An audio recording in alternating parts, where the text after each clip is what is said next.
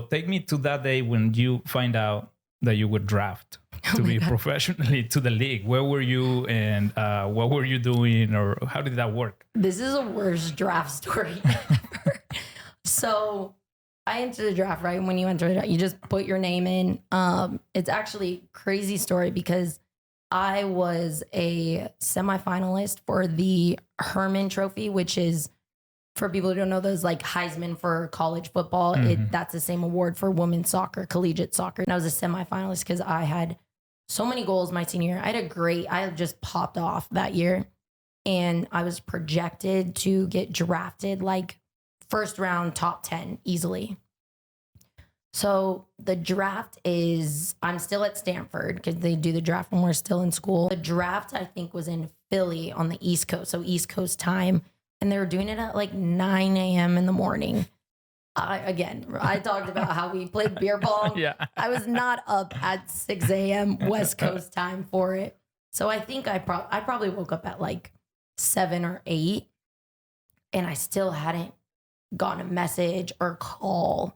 And I look at the draft on my phone, like I'm scrolling to see on Twitter, like I don't see my name because I hadn't been drafted yet. And so it's literally the last round now. And they're not even going up on the screen and reading names. They're just like tweeting it out. Like, this person got drafted here, The second to last pick, it goes Lo LaBonta from Stanford University to Sky Blue FC. And I'm like, I'm going to Jersey.